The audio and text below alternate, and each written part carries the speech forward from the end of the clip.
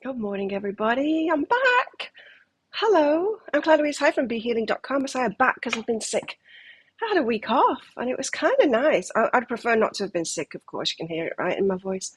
I want to try not to have a coughing fit because I just had a head cold, but then turned into cough in the last couple of days, which is still pretty heavy when it starts, but it's clearing out now. I'm feeling much better. But it's kind of nice to have some time off, especially because of this show, in fact. Not that I hate this show, not at all. I enjoy doing it. But with what came up at the last, I'm just going to do my cuticles with some cuticle oil. Look, I'm getting really good at doing my nails. I'm just going to do my cuticles while I'm talking to you. Hi, Maria. Because when with all of that attached theory and everything, my guys are like, "Ha ha, fooled you," about the twin flame stuff. I've been a bit like wondering what the hell I'm doing in my business and thinking maybe it's time for a change, Or it's like, well, what next? To my guides, well, what next? Give me guidance. And I know when I get to that point, I do need to take a step back, right? And get some um, inspiration. And inspiration comes to me in the breaks. It comes when I'm having time off. And so it kind of hit everyone here after the celebrations on New Year and when we're all out partying together. Of course, so many tourists here. Of course, they're going to bring stuff with them. And so we all got sick. Me, all my friends, after New Year. And it was kind of good timing because it gave me that time to myself. I was just pottering around, reading books. Got a lot to tell you this morning. And eventually, the inspiration did come through my process, through me just doing my stuff, me doing my, just following the leads, following the leads that my guides give me. So, of course, looking into this attachment theory and all of that, of is twin flames really just an anxious attachment style person, getting focused, falling for an avoidant type person, and it never kind of working because of that push pull, that runner chaser thing is very much an avoidant attachment style personality. What happens in relationships? So it's like, is it just that? And not only that, but me being back in the dating scene as well, and testing these things out, and me wanting to progress that because I've dropped one already. That guy that I was talking to, I've dropped already. Too many red flags. There's too many red flags showing up, or the red flags started building up, until I was just like, I'm out of this. I do not choose this one, right? And so, and then I don't even know how I came across this book. I'm going to show you a new book and tell you all about it. I think it was because something came up on YouTube and I'd never heard of it before. And then I was listening to this video. I actually posted it in the group, but I took it out of the group because I said, watch that video. And I'm like, oh my God, this has got another very big factor in the whole twin flame concept kind of thing. It's called Limerence. But I bought the book about it straight away, and as soon as I got into the book and spent like a day reading it, I took that video out of the cafe group, our community there on Facebook, because it was just kind of her take on it, and she was kind of making out that it was a real big problem, and some parts of it are, but some parts of it aren't. It's not a real big problem when you read the book. It's not a real big problem. Having limerence or not having limerence is neither side of it is pathological. It's not got anything to do with mental health problems or anything like that. And in fact, it says that it's pretty much it probably, they don't know yet, but it's probably just a genetic thing. Some people have it, some people don't. And it's so fascinating. Hey, Jackie, Happy New Year. It's just so fascinating. So let me tell you about it. I don't know if you watched that video or not. I took it down because she's got like the therapist take on it. She had the therapist take on it, kind of saying that it was pathological, and it isn't. It isn't pathological. It can be, but then so can non-limerence as well. So let me explain it. Because I thought that if you guys listen to her take on it, you'd think, oh God, there's something wrong with me. And this book, once you read it, at the very end, in fact, it says, and now you know there's nothing wrong with you. And it's like, wow, there's nothing wrong with us. So let me tell you about it. The book that I read after watching her video is called Love and Limerence. Have any of you heard about limerence before? Have you heard that as a concept? It's by Dorothy Tenov, and it says, the experience of being in love. The experience of being in love. It blew my mind to find out that there are two types of people when it comes to falling in love. Distinct types of people. One kind of person, and I would bet a lot of money that everyone with the twin flame concept and all of that is a limerent person. Hey, Michelle. And yeah, limerence. And also, yeah, anyway, but I would recommend reading this book. I'll give you a link to it. It's called Love and Limerence. So you can check it out. But there's two kinds of people. So let me explain the way that I would explain it, and then I'm going to read bits of the book out to you. Falling in love. For some of us, it seems to hit us. Like, we don't choose a person, it just happens.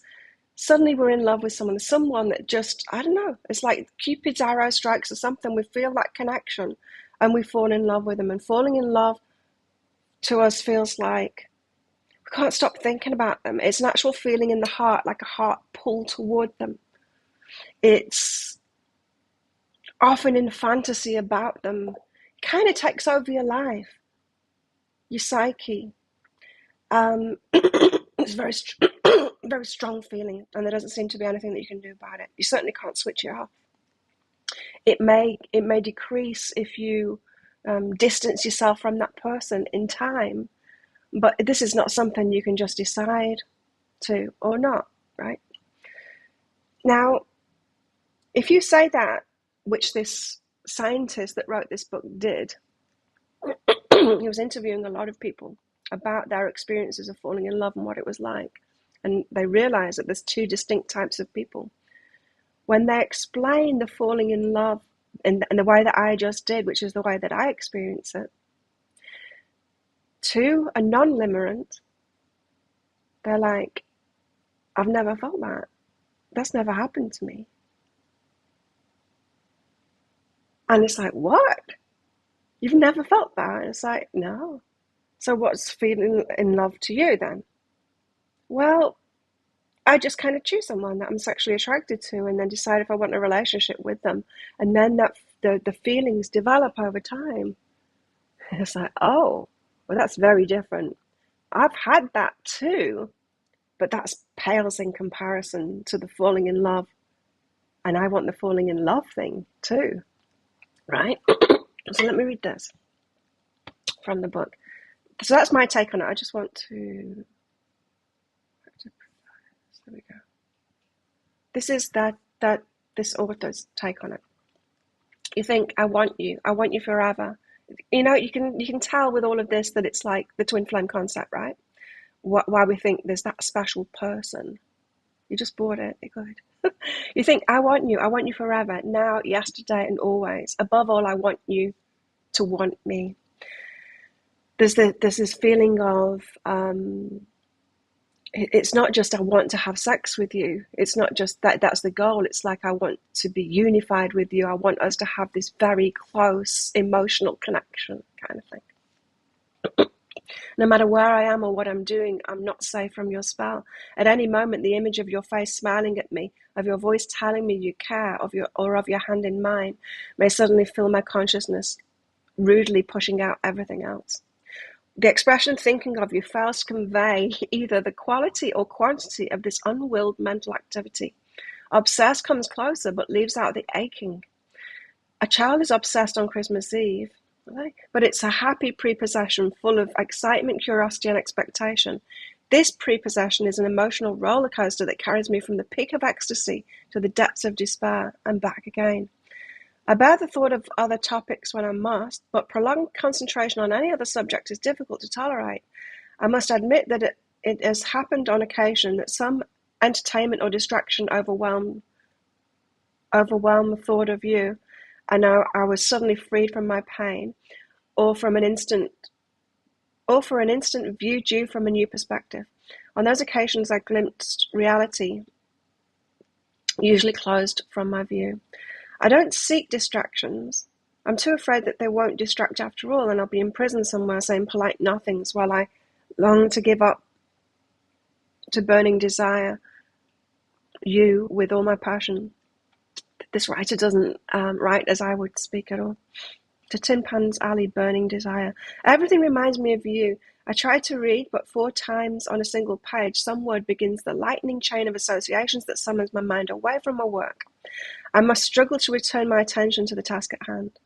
Often I give up easily, leaving my desk, and throw myself down on my bed, where my body lies and still, while my imagination constructs long and involved and plausible reasons to believe that you love me. Or I remember after a weekend in Vermont, is that how you call it? Vermont, maybe? My brain replayed each moment over and over. You said you loved me at dusk by the waterfall. 10,000 reverberations of the scene sprinkled my succeeding days with happiness. You remember the state, do you? It's what this book is about. If you don't remember, that's okay too. Some of you do, and some of you don't. So I had no idea that there were some people that had never experienced that. So the book goes into when it can get too much kind of thing. You know, when you're focused on someone that it's not reciprocated.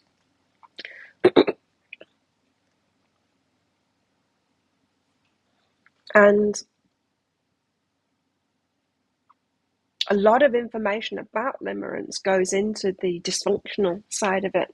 And so you might, if you look out there at the information, you might think there's something wrong with me. Well, there's nothing wrong with you. It's not a mental illness or anything like that. It's not. And in fact, from reading about, because this is like a book about science about it, they interviewed a lot of people. I mean, there's no other way of finding out, is there, than asking people about what their experience is, and that's what this person has done.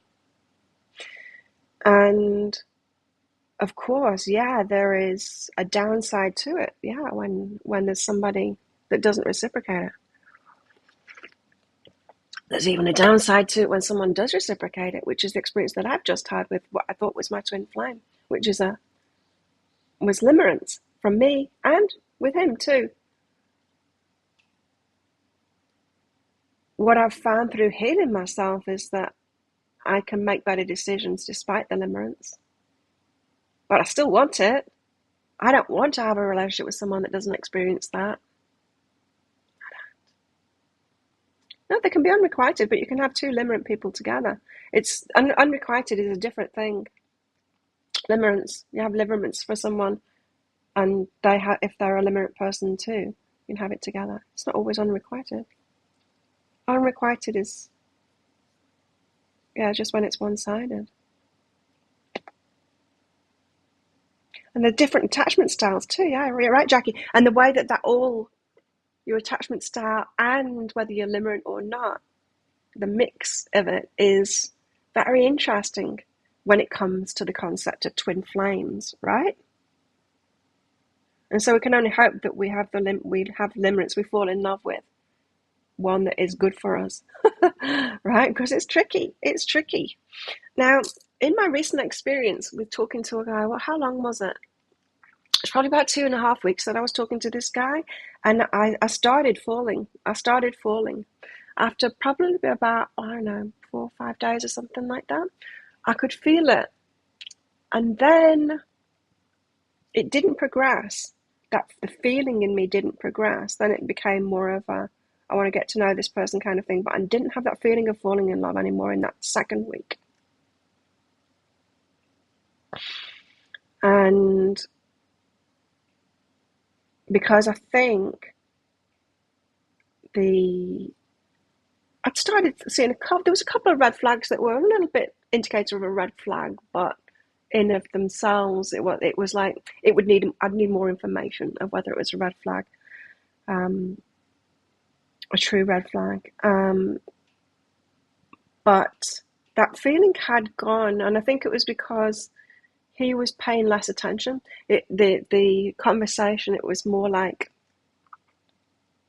he wasn't getting to know me anymore, kind of thing.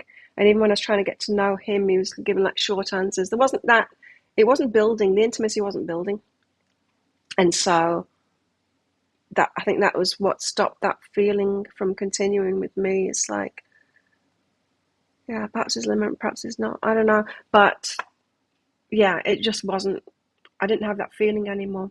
And then there was a big red flag that came up, and I was like, oh no, I'm not choosing this one. And so we kind of dropped him. I just want to read out some more stuff here because I highlighted. How do you find out where the highlights are? I don't know how I do that. Popular highlights. No, what my highlights? I don't want popular highlights. I want mine. How do you do that on Kindle? Let's look at the popular highlights. Why won't it show me what I've highlighted? Well, let's read these out, and hopefully they've picked the same as I did. That's very annoying. The person who's not limerent toward you, and yeah, when we're limerent a person as well, we can have non-limerent relationships, of course. Someone that we just choose and we decide to bond with them emotionally, but we never have that falling in love kind of feeling. But the person who's non-limerent towards you may feel great affection and concern for you, even tenderness, possibly sexual desire as well. A relationship that includes no limerence may be a far more important one in your life. When it's all said and done than any relationship in limerence.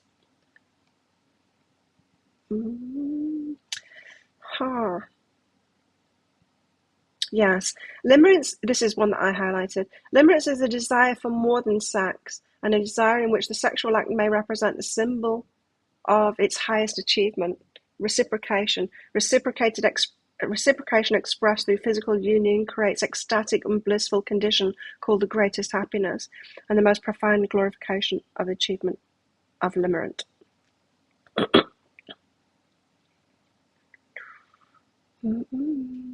For the process to develop fully, some form of uncertainty or doubt, or even some threat to reciprocation appears necessary. So it can be made worse by our parents saying that we can't be with that person, or society, or whatever, or by them being married, or some. Yes, it actually fuels the fire.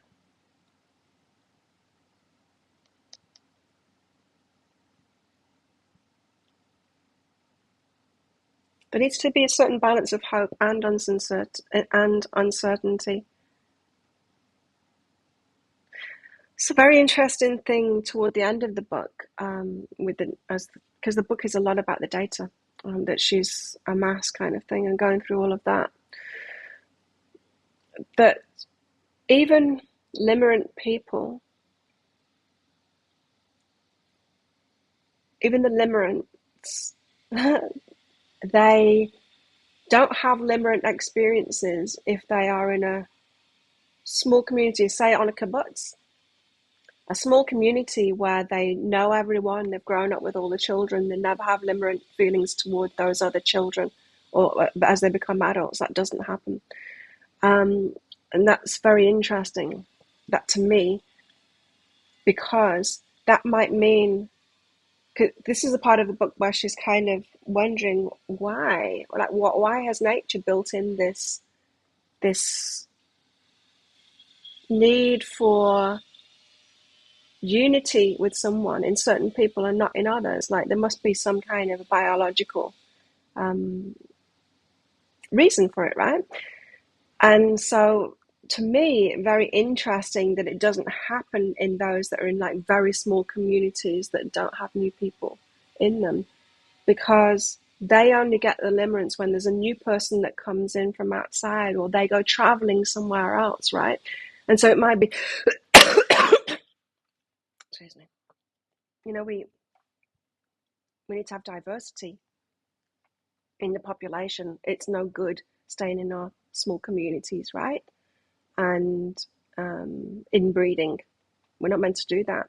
And so perhaps some people, and she doesn't know, she said there's plenty of both. She doesn't know whether it's 50-50, but it seems that way. It's not more women than men. It's as much in men as it is in women. That it's all over the world and in every culture. There doesn't seem to be like, it's not linked with any kind of mental health problems or anything like that. Well, you can have mental health problems and not, you can be limerent and not, there's no correlation between all of that.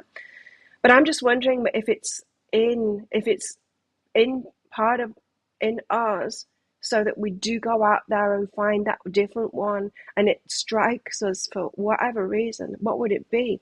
I don't know, but maybe it is nature kind of saying this one is different than you genetically.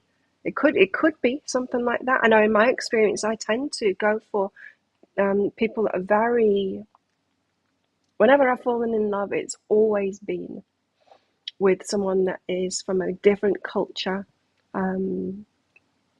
different skin color. And so it could be the ones that kind of break free. That could be the biological. Could be, anyway. That's my theory. Excuse me. Sounds worse than it is. I want to find my highlights. Anyway, let's go down here. Okay. So let me read some of this to you. It's more important to entertain the idea that we have inborn inclinations, including certain inclinations toward other persons, than to deny ourselves self-knowledge. This is saying it's so important for you to know about this limerence, so that you don't tell yourself that there's something wrong with you, because there is nothing wrong with you. And don't let non-limerence tell you it too. It's like I was reading this book, I'm reading it thinking, no wonder that's why some of my friends do these things, and I think that non-limerence are crazy. Just choosing someone, and like my friend said to me, just ignore it, just like don't choose them anymore. It's like switch my heart off. I'm like, I'm not a robot. What are you talking about? That's not even possible. And it didn't make any sense to her. Now it makes sense to me. It's like, oh my god, she's a non-limerent. Of course it makes sense to her. She has a completely different experience of it than me. And there's also something like I've noticed in some of my friends as well that baffled me, is how they seem to be attracted to so many people, and I'm not, because I need the limerence to happen, and that is just like very rarely that happens. I can't get attracted to someone that I've not got those feelings for like that. I just can't. So now it makes sense. It's like, oh well, the non-limerence can. I get it now. I get it.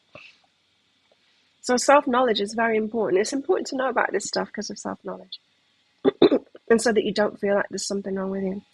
Although my studies have not found a way for limerence to manage the cause of limerence according to individual volition. So can you manage yourself in this? Well, I would say yes, because through my healing, I can't stop it from happening. I can't stop myself from getting carried away with it. I can't stop the rumination, the imagination, and all of that kind of stuff. I can better stop myself from going to the negative side of it. Yes, I can. And I can stop myself from just going with it and causing problems in my life. In other words, I can make good choices myself despite being in that condition. Self-healing, knowing yourself, having better boundaries and all of that kind of stuff. If you're a limit and you've got boundaries too, sweet, right? I can truly say it doesn't have many negative effects, this limerence on me. Sure, it's annoying. It can be annoying, right? Especially when that man's married. It's annoying, but at least it was reciprocated with mine. He had limerence too. Bad. Oh my God, he's got it bad. Shows all the signs of it. Anyway, so you can't cure it. You're just always going to have that once it takes hold. hmm You can back off from it, like I've just experienced. I was falling for this guy, but you can back out of it. You can stop it from crystallizing, is what they call it, by backing away from someone. I don't want to do that, but if you've seen like the red flags in them, you might want to do that, right? And excuse me. So my recent experience with that chatting to that guy, I was looking for the red flags, looking for the red flags, so that I could making my choice earlier on, so that I didn't get in too deep. I know that I can fall, right, and I can fall for the wrong person, the one that I wouldn't choose for a long-term relationship. And so it was important to me. It is important to me to ask the important questions early on, definitely before it gets sexual. I'm so glad that is not in this country, wasn't in this country, because we would have had a date and it would have got more involved and it might have been harder for me. As it was, I saw the red flags and I decided not to go there anymore. So you might want to, if you're thinking, yeah, I'm limerent and it's really not serving me, that could be the stuff that we've been learning has been helping us, is what I'm trying to say. The stuff that we've been learning here in Psychic Cafe, the things that my guys have been telling us, has been helping us to be limerent and to have a positive experience of it. Surely we're closer to imposing our intelligence on the course of our lives than we were when limerence was believed to be entirely under the spell of magic or supernatural influences. To inflame anybody, once we know about this, honestly, read this book. Read this book, because once you know about this and you can understand yourself, you can like, okay, well, I can deal with this then. I can ask those important questions up front, to see if somebody is. I've been in research mode, I'm telling you. Got the physical attraction. Well, that usually comes first, right? To someone. A financial attraction to someone. So are they same status as you? Have they got as much as you, kind of thing? Are they on a par with you? Um, and mental attractions, are they stupid? Or can you have like a good mental connection with them? Emotional. Do they have compassion? Have they got emotional intelligence? You need to tell someone that, because it was in fact that caused me to stop talking to that guy. And it showed signs of lack of compassion and a lack of emotional intelligence. It's like, and I'm not doing that again. I'm not getting into a relationship with someone like that again. And spiritual, the values, what are their values like? So making sure that all of those things are present when we get to know someone, knowing what causes you for the limerence to really take hold. For me, it's sex. And I know that I can't do it. I can't do it until I've really decided on someone, because that will cause the limerence to really take hold and crystallize, and then I'm with the wrong person, right? So I need to get to know people without the sex first, and to make a decision. And with that guy that I was just talking to, it took like 2.5 weeks for him to settle down enough for that, to really show me that emotional unintelligence or whatever. Just to find those things out, because people try and press you at first, right? And so they're on the best behavior at first. So it just takes some time to uncover these things, that they're not the right person for you. And if you know what your triggers are with the limerence, what crystallizes it, what takes you to the point of no return, you can not excuse me, You can not do those things and make sure that you ask the right questions, get the right information from them before that takes hold. And it's not magic. Although, what is it? They don't know what it is yet. Why? Why does the love choose us kind of thing? Why do we suddenly feel this? Why do we fall in love with certain people that don't know that yet? That would be very interesting, wouldn't it? But as I said, it might be just that a biological thing kind of thing. It might just be some kind of this person is a good mate out of your gene pool. Could be that. I don't know. As we learn about our basic nature, including those aspects that seem resistant to voluntary control, we can put that knowledge to the service of our human social goals. Yes. We can be liberated from genetic tendencies known, admitted, and understood far more than we can from genetic tendencies denied. So we don't want to deny it or say that it's wrong about us, but we do want to be able to make better decisions for ourselves within it, right? Hello, Digital Skyline. If anyone wants a mini read, by the way, get your donations in. Check out that pinned comment up top.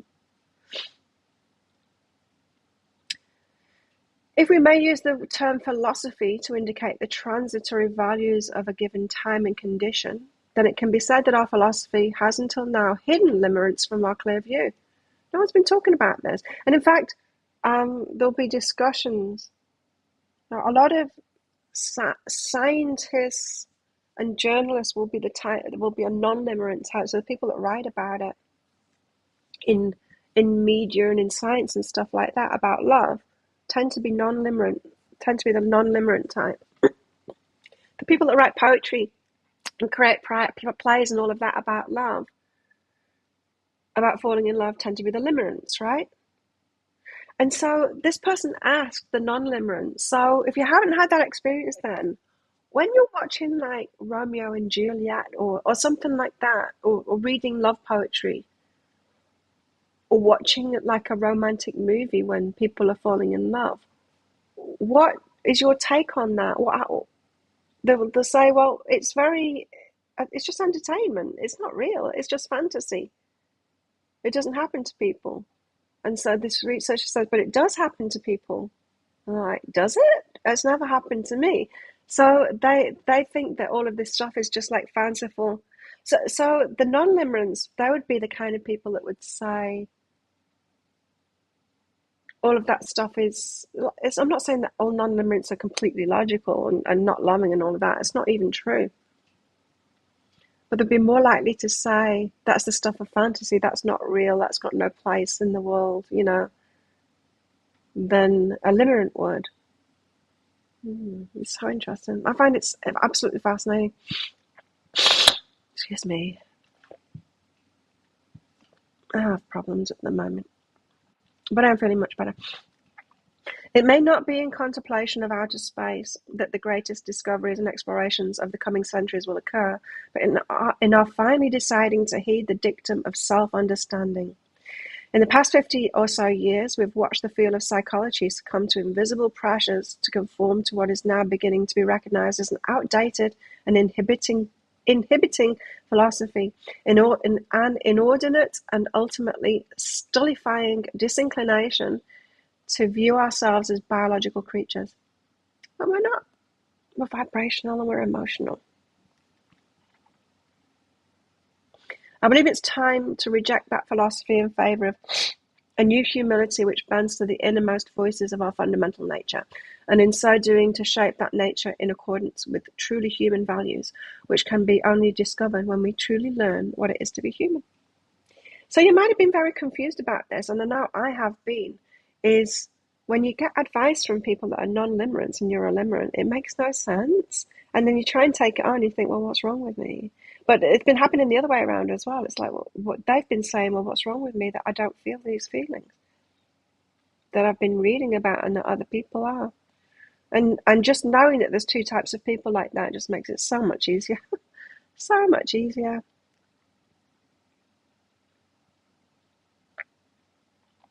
If anyone knows how to find Yeah, we didn't meet one of those. Plus red flags. Uh, one of what? One of a non-limerent or a. Anyway, I wanted to read. There's certain things, certain parts of this book that I wanted to read out for you, but I'm sure that I've found it on Kindle before where I can find what I have highlighted, but apparently not now. This is the book, Love and Limerence, Dorothy Tanov. I would say, in some parts it's a little bit of a hard read, like, long words and all that kind of stuff, like the stuff that I just read out then. But it's definitely worth reading for an unbiased kind of, these are the facts kind of thing. But of course it's about the emotions, so it's not completely factual and logical and all of that kind of thing. And written by a limerent as well, which she only admits at the end of it as well. But so interesting. So, twin flames then, huh? Is it a spiritual, this one's right for you? Is it a biological, this one's right for you? Or did we make a bad choice and allow ourselves to have sex too soon or get involved too soon and go into that? What is it for you? Once you know this information, you can ask yourself, well, what is it for you, that one that you've thought is your twin flame? For me, now, sure is showing signs of avoidant attachment, yes, but it could also be it's because he's married, and both of us have been going like, no, I'm not choosing this, even though we're both in limerence for each other. So it could just be that, right? It could just be that he has, like me, got a lot of self-control, and we're both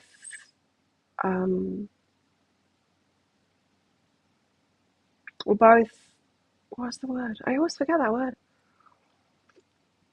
Self-disciplined. I heard myself on a video say I always forget that word, and then I thought, right, I'm going to make myself a mind map to it, and I just used it. Self-discipline. We're both very self-disciplined, and so yeah, I think he's got the limerence. We've both got the limerence. We've fallen in love with each other. Haven't had sex. Haven't kissed. We've only hugged twice. Once on my birthday, once on his birthday. The last two birthdays, not the birthdays before that. What first awkward hug? So that there hasn't, we haven't gone there, but we have been spending a lot of time with each other. Well, we did anyway, until I pulled away completely and gave myself space. A nun, yeah, I can't be with a nun, and I see it in my friends, and I wonder, like, why are they doing that? Like the friends that will be with like a few men all at once. I can't do that. I know I can't do that. I've got a friend that's like with 3 different guys every day. She has hundreds on the go all the time. Literally.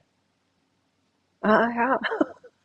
Literally. And I'm like, how? Like, how could you even do that? How do you have the energy to do that in the first place? But how can you even do that?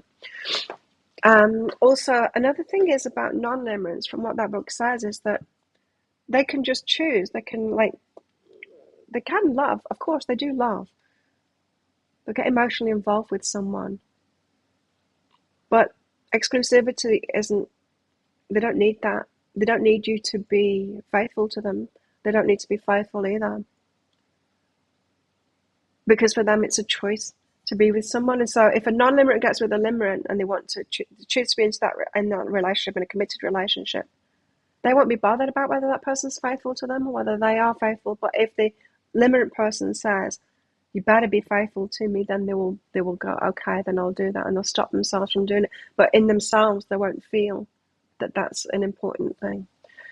And so I'm not saying that all non-limerents will cheat. I'm not saying that at all, because they can choose. They can choose to have a relationship with someone.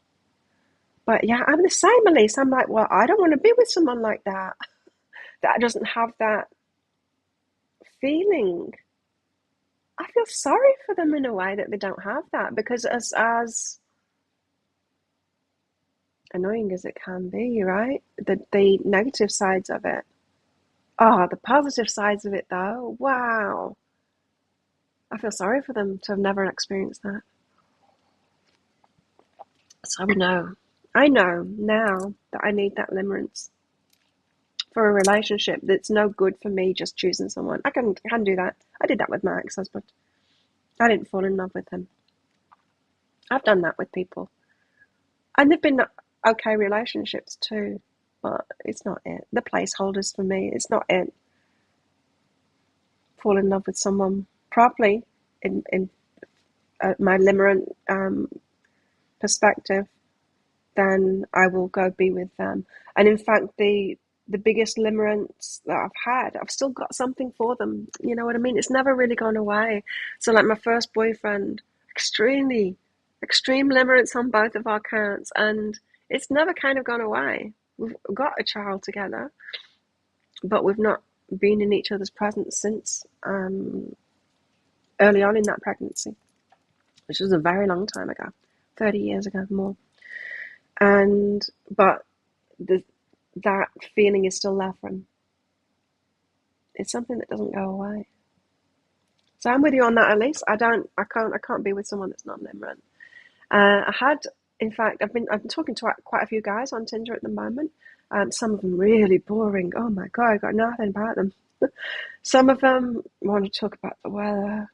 A lot of them want to talk about the dicks, predominantly. I'm like, what? You're just going straight there. Okay. One of them seemed to have a little bit more depth to him.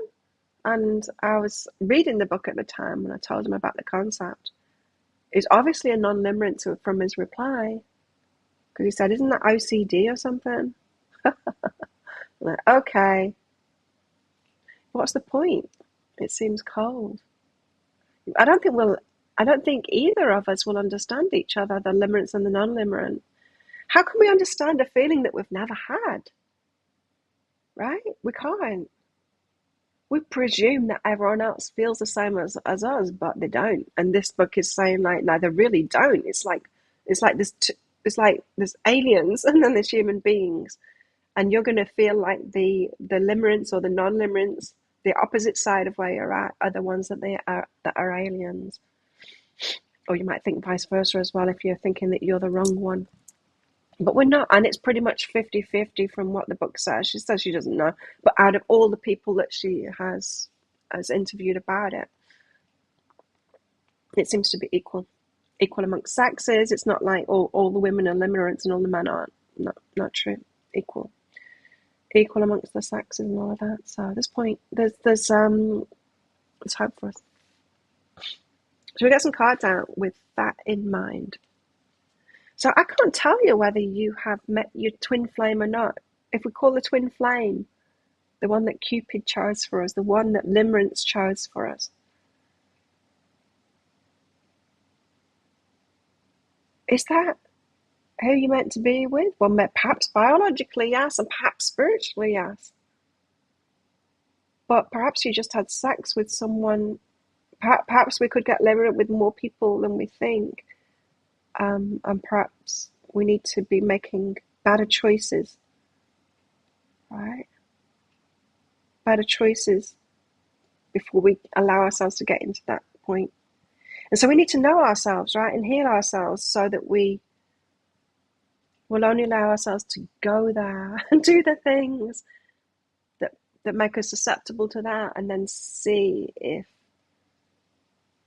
choose someone and then go, okay, I'll allow myself to fall in love if that's going to happen. And then if they're falling in love, which it can happen for me quite soon. I don't know about you guys. You might, once you read that book, you might start thinking about it yourself as well. Well, how long does it take me to fall in love? It's not a love at first sight. There's an attraction at first sight thing and a curiosity and all of that, yes. But it does take a little bit of time to develop. Oh, yeah. It does take a little bit of time for it to develop for me, and that is compounded or crystallized, as they call it in that book, by having sex. And so I know not to do that until it's much, much more. Now, my first boyfriend, I met him when I was 15. We lost our virginities a year later when we were 16. He was 17. He was a year older than me. But we were together and limerent and writing love letters to each other for a whole year, spending time in the school holidays with each other because he was his friend.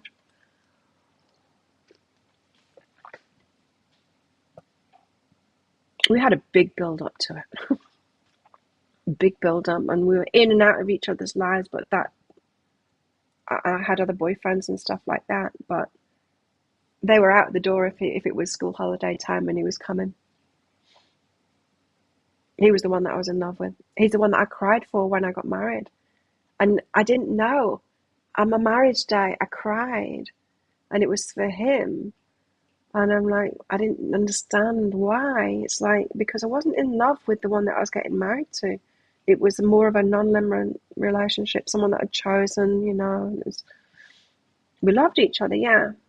But we weren't in love with each other. And I cried for that in love thing. So that was my limerent self going, what are you doing? You're limerent. What are you doing? Having a non-limerent relationship. Anyway, you've got a word for it now. Let's get some cards out, see what the guides want to tell us about. If you want to tell us something else about this, guides. No, clear this one. What do they want to tell us more about this? The Nine of Pentacles, single, independent. Oh, got to be this. You see, you've got to be this. Single and independent. Happy by ourselves.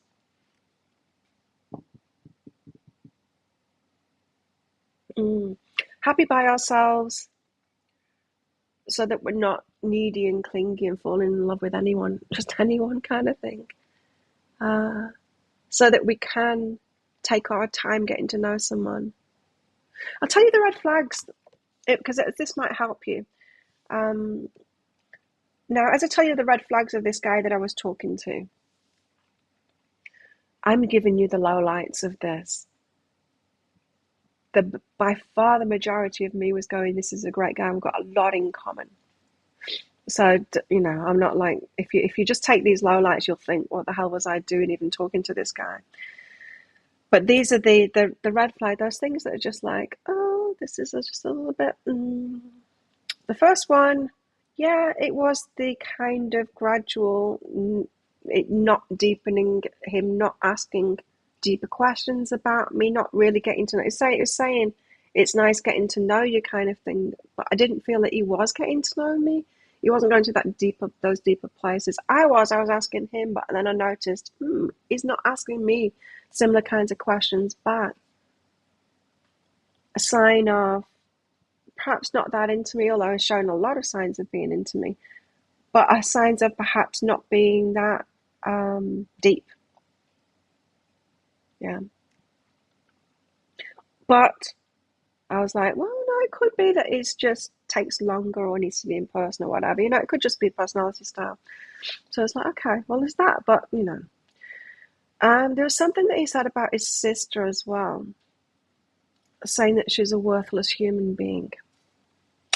And I'm like, no compassion alert. Him saying that he knows that that's harsh, but he's got his reasons. Not something that he wanted to talk to over messages. It's like, okay. That's a red flag, but he might have an explanation. I might say some bad things about my brother because he's a horrendous person. I would never call someone worthless though, but, So a possible red flag of not the same values and emotional unintelligence perhaps, but without knowing the details of it, I couldn't really say. What was another one? He was talking about moving back, maybe moving to this island. I asked him, have you got like close friends on the other island? And he said, no, I'm pretty much a loner. There is one couple that I hang out with, but we're not close. He's lived there 4 years. I'm like, oh, red flag. Red flag. I mean, I spend a lot of time alone, but I've got close friends, and I had many within the first 4 years. Right? So they're big red flag. And then I the what sealed the deal for me was I had a conversation with him. I was asking him about his past relationships and stuff. I was going deep. I wanted the information so I could choose properly, you know. And so asking him, you know, about his past relationship history and all of that. He said I was like being in 6, 7 year relationships with gaps in between. It's like, oh, that sounds really healthy. Sounds really healthy, right? Then he said, I wind up dating the crazy women. I always wind up dating the crazy women. And I'm like, oh, damn, I've heard that shit before. Generally from guys who have no idea of their shit and what they're doing. Like, no, very little self-knowledge. It's like, well, it could be that. Or it could be that he's been choosing poorly for himself. It's like still giving him the benefit of the doubt, you know. But then I asked, so why did the last relationship that you were in break up? And he said, oh, long story. But the short story is I broke up with her. And I said, I've got time or something like that. Oh, no, I said, so why did you break up with her? And he said, like I said, long story. And I said, well, I got time. And then he said, oh, I'm not really feeling like talking about it right now. And I said, okay. And I changed the subject. But then he went silent.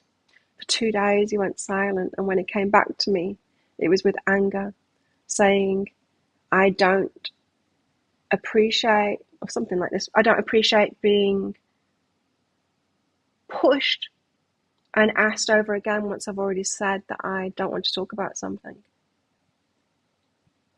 And I'm like, oh, okay. No, it's not actually what had happened. When he said that he didn't want to talk about it, I said, okay. I respected that boundary straight away. But he's made up this story in his head that he had the boundary up front, which he didn't. And that I persisted. Now, maybe he thinks that long story means I don't want to talk about this. It doesn't to me. It just means, it could mean many things. But his reaction to that was like, okay, this is someone that's got triggered about something. Fair enough, people get triggered. But after 2 days, to still be in anger in that story, and then to communicate it like that to me, it's like, okay. And so I gave him another day, didn't respond to it, and responded back. Just kind of made that up. If you look at the conversation above, as soon as you drew that boundary, I said, okay, and I let it go. But what have you done? You spent the last couple of days winding yourself up about it and then accused me of the story that you made up about it too.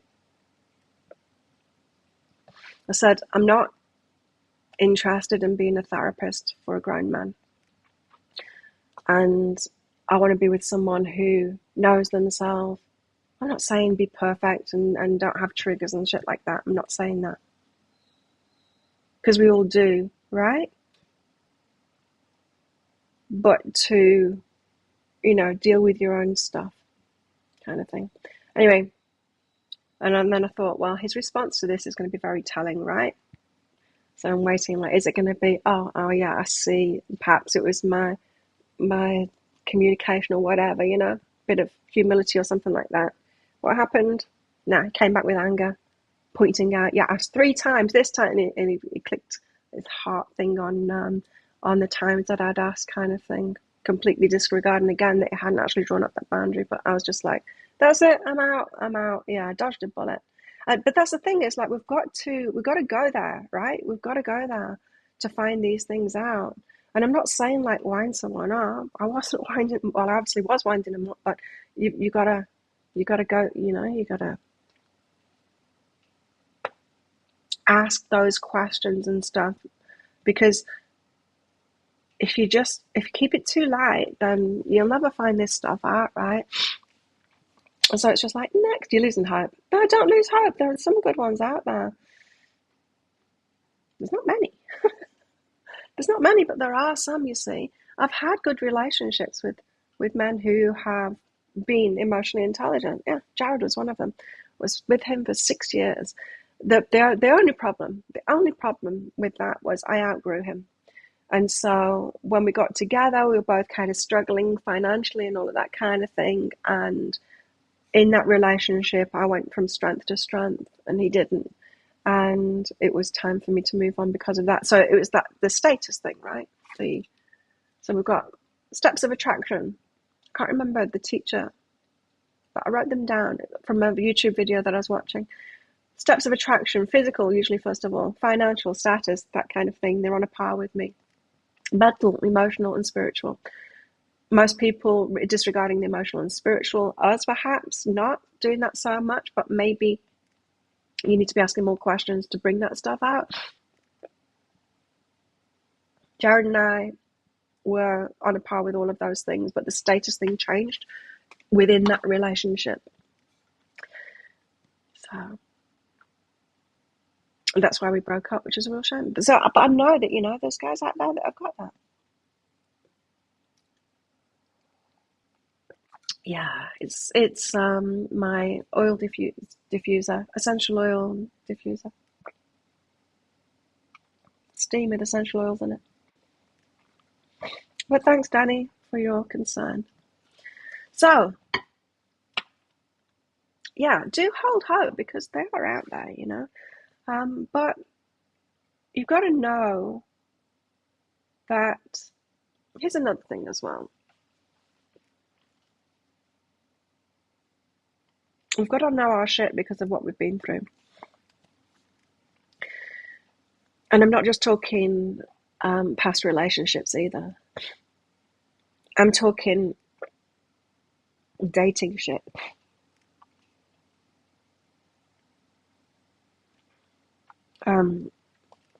So you go out there on the dating scene. What have you got?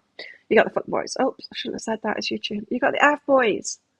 You got the people that are just interested in sex, right? They're not just boys. It's the women too as well. There's some people that are just like that. They're out there for that. We've all experienced that. The players kind of thing. We've got like abusive people, narcissists and stuff like that, right? We're getting to recognize that a bit better. We've also got the avoidant attachments as well. We're got to watch out for that too. What else have we got out there? We have got the ugly man, the ugly man with a lot of confidence, or the ugly women with a lot of confidence too. The ones that have got nothing to lose, so they'll try it anyway.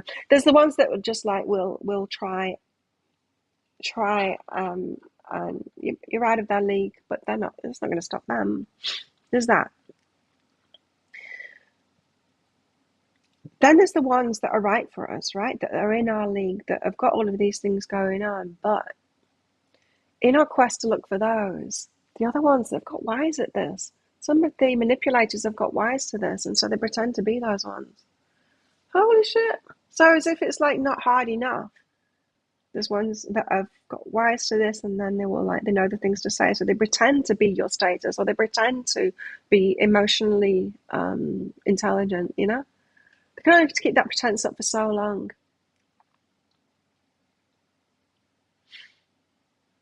But because of that, we've got some shit. We've got some shit going on because we're bracing ourselves, right? It's not a nice feeling. I was saying to my best friend yesterday, I don't want to be negative as I'm going out dating, but I find myself being that. I'm looking for the red flags. I am. I don't want to be negative like that. I want to be falling in love. I want to be positive. But I can't be that. And it's like, well, and that bothers me, because I like being, if I'm trying to manifest something, I want to be in a positive state of mind of what I'm looking for and all of that. But I don't want to be stupid and blind to the red flags, right? And it's like, well, perhaps you can be like that, like positive but realist kind of thing. I am making my way through the trash to the one that's right for me. It's like, yeah, I could have that point of view. Okay. But there's something else as well, is that I did meet someone that was right for me. And in all the ways, but I messed it up, and I'm seeing how I messed it up now. I messed it up because of my shit. I messed it up because of my defenses, because I was looking, I'm like, oh, you're one of the ones that is right for me, but you're just pretending you're right for me, aren't you? I pulled that out on him, and that bothered him. And because of my kind of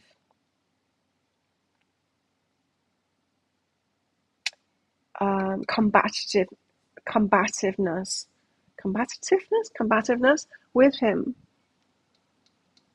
for looking for those problems and challenging him in that way, stuff that he wasn't even doing, but it's like, you're this, aren't you? He was like, no. And getting a bit annoyed at that, and I can see he actually blew up at me in the end, but I can see how I provoked that by, and what I thought was an innocent question, and it was an innocent question, but I can see how it was just one thing after another with my questioning of him looking for that shit.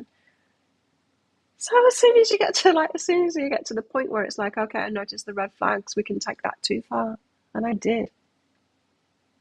And that guy started talking to me again 2 weeks ago.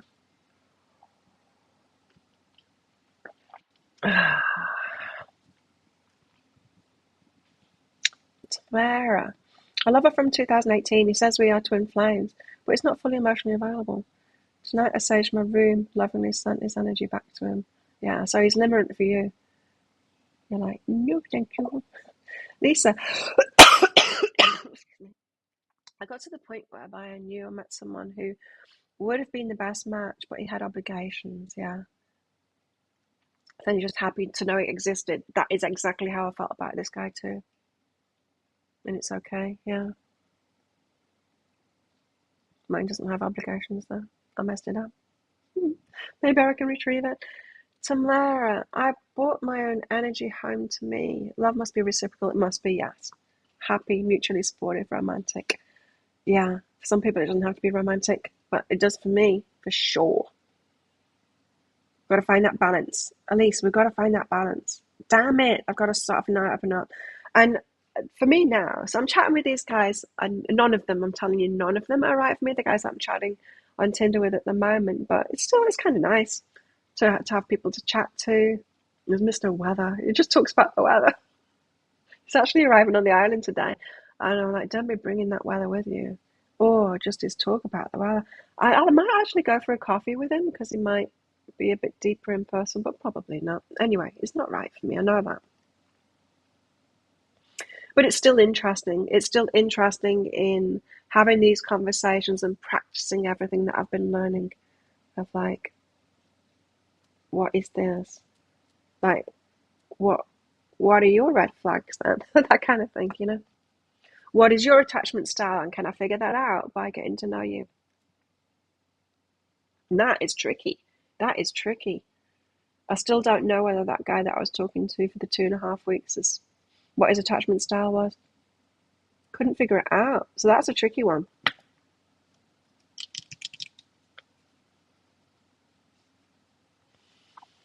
But I do know that the guy who is right for me,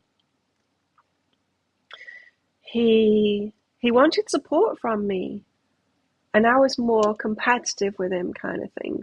We're kind of on a par. He's more successful than me. If you're talking financial stuff, yeah, he is. We're very similar to each other. We've got so much in common too. And yeah, he wanted support from me, and I was kind of combative to him. This might be interesting to you as well. I was listening to an interview. What's his name? I can't think of his name right now. Was interviewing School of Greatness guy. What's it? Lewis Howes was interviewing Stefan Speaks. Has anyone heard of Stefan Speaks? That's the first time I heard of Stefan Speaks, I think, anyway. But what he was saying made a lot of sense. He was saying a lot of things, in fact, but what he was saying that really stood out to me was, you can't have relationships that are 50-50. It's like, we're like, what? He said, if you've got a relationship that's 50-50, say, you go on a date, you pay 50-50 or whatever, it might start out 50-50, but that relationship is going to end up being 90% the woman and 10% the man. Why is that? And it's like, oh shit, yes, that is what I've experienced. When I do 50-50 kind of thing, that's what happens, is that it's me doing all the work. It's me making all of the money. The guy puts his feet up and he just relaxes. Why is that? Because it's taking away the masculinity from them, is why it is. It shouldn't be 50-50 kind of thing. The man needs to step up and want to take care of the woman, to be in his masculinity, and that a woman support him. And the woman support him in that kind of thing. And the woman being in her femininity. He was also asked, I don't fully understand that. I don't fully understand why men need to be in that masculinity, why they can't keep the 50-50 thing going, and why it'll drop for them. But like I said, we can't feel what other people are feeling when they're in different categories to us, right? And he was also asked, like, why are there so many great women out there? Women that are successful, that like they know themselves, they've done their healing and all of that kind of thing, but they're not. They've been single for a long time. Why are there women? Why are there so many women like that out there? And he said, because they're in the masculinity. Because when they come into a relationship, they're in the masculinity. That's when I had that aha. I was like, oh shit, yeah, I was being combative with him. I was like, I wasn't easing into it. I wasn't being in the feminine. I wasn't letting him look after me, and he wanted to. I was in the, he needs to show me 50-50. He needs to make as much effort as me. And in the, I presume that there's going to be another one of these that isn't making the effort. And so when he said, look, I'm starting this new business off, I need to be here, you come visit me, I was like, I'm not going to be the one making all that effort. I was in my masculine in that point with all of that kind of thing. So like I said, we need to know our shit that takes us out of that feminine when we actually do meet the ones that are right for us. Should be a comfortable balance. He's prepared back for some bad. He paid when you went out to dinner. Yeah, there's that nice balance and everything. What he was talking about was the whole kind of 50-50. I like on the first date kind of thing, who pays for dinner? Because that 50-50 shows that both are, that he's not being in the masculine, she's not being in the feminine. They're both trying to do it both. There's contention there. They're not easing into who they really are. And it will end up being the woman that ends up doing it all. And I have experienced that over and over again. So he's definitely right on that it does end up like that. It's so interesting. I find it so interesting. So we've got the Nine of Pentacles being single independent, which is great. When we're single independent, we need to have the balance of masculine and feminine within ourselves. Can't be an all enough feminine when we're single. We can't. We've got to do it all for ourselves, right? But then when we meet someone, we've got to be in our masculine enough to ask them the right questions and all of that kind of thing, to ascertain who's the right one, and then we need to be in our feminine. And get that balance, like as you say, yeah. Ooh, it's tricky. Eight of Swords. There's something here about you're not bound to the same experiences over and over again. Your mind keeps you bound to it. It's not true. You can set yourself free from that. Our minds are keeping us bound to something or out of something. Repeating patterns and stuff like that.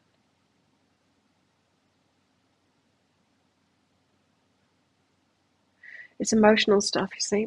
Eight of Swords is about how you're thinking. But see this water, it's all flowing away from the cage, like she's peed herself or something. But it's not. The water is the emotions kind of draining away. There's something in this. There's something in all of the way that the guides have been leading me in this last week while I've been sick to, it's like, watch this video, now read this book, and now listen to what this guy says. And it's like, oh my God, it's making sense. To know myself better and to know other people better and to categorize it, right? If we learn about attachment styles, we can go, then we're not just saying, oh, that guy is an asshole. We can actually put him in the asshole box, isn't it? We can go, no, it's not. He's an asshole. It's not that he's like whatever. It's that he's just a non-attachment style. You know, he's an avoidant attachment style, or he is a non-limerent. You know, if we know these things, we can not only know ourselves and what we need, we can speak out to that, know exactly what it is that we want, not just like, I want tall, dark, and handsome that's, you know, got a certain kind of status or whatever. Really, a white unicorn represents the perfect balance of masculine and feminine. How about that? I know I need a guy that's stronger than me. He needs to be more successful than me. He does. I'm over it. I'm over being in relationships where I'm doing it all, because he's right. If you do the 50-50 thing, or if you get with someone that is less successful than you, oh, they just put the feet up. They just, and then you're like, you're not receiving a thing from them. They're receiving everything from you.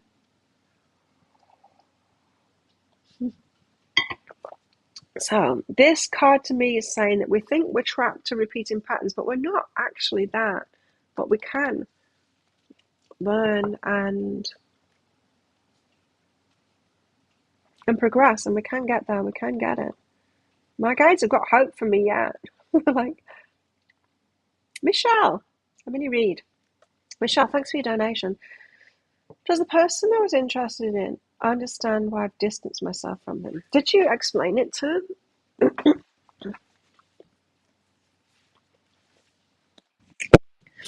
Okay. Michelle's distanced herself from someone. Does he understand? Why? Yes. Yes. Let's find out more about this. Does he understand why? It's too much for him. Yeah. Beyond his reach. Whatever you wanted from him, it's beyond his reach. You cannot go there. It's you're asking too much. You're asking too much from someone that can't do it, that can't give that. You know, it's like, yeah. Well, it's like in that example that I just gave with that guy that I was talking to for 2.5 weeks. A part of me started thinking, am I asking for perfection here? Should have stuck with it longer? Being the therapist to him kind of thing, pointed out, well, you need to communicate your boundaries better earlier on. If it really triggers you, me asking questions, you need to say, I don't want to talk about this straight away, like you think you did. You know, I could have been his therapist like that, but I didn't. I'm like, no, I'm not doing that again. And I started to feel intolerant, like as am I just an intolerant person, and I'm expecting people to be perfect or whatever. And it's like, no, I've been that therapist. No, and I've been with guys that are emotionally intelligent as well, that don't do that kind of thing. I need that. I just need that. So if I had stayed in that situation and then been that therapist, wanted him to change, wanted him to get that emotional intelligence, it's codependent, right? Then I would have been asking too much from him. That is what, from his perspective, overwhelming and expansion is asking too much of him. Expansion again, and talk to someone. We often, when we see the potential in somebody, and we can see everyone's got that ability, right, to get to that potential, but not everyone is going to go there. And if they're not doing it for themselves, then they're not going to do it. We might go, well, why wouldn't they want to? Why wouldn't they want to heal themselves? Why wouldn't they want much more for themselves? Why aren't they getting there? It's like, well, yeah, fair enough, but they're just following their path of their life and what their guides are saying to them, you know. So where they're headed, that expansion that they're headed to, is not the same place that you're headed to. That's their perspective of it. So yes, they know why you pulled away, but it still doesn't mean that they can raise to what it was that you were wanting from them. Does that make sense? I hope so, Michelle. If anyone else wants a mini read, he has a lady friend. Okay. Well, there you go. With what I was just talking about, limerence and non-limerence. For the non-limerents, that's okay with them. It's okay with them. They're the ones that can date multiple people at the same time, and it's not a big thing for them. The exclusivity is not a big thing for non-limerents, and it's like, what? Like, it's a huge thing for me. And I spent many years like going, what? Well, is there something wrong with me? That no, there's nothing wrong with me. For a limerent, we want union, proper. Not that the other is improper. There's nothing wrong with the non-limerents and with limerents, right? But from my limerent perspective, a proper union are emotionally attached to each other, um, and that to me means a commitment to each other means being faithful. Absolutely, it's not the same for non-limerents. Not the same. And I can say too that it's not been the same for me in non-limerent situations too.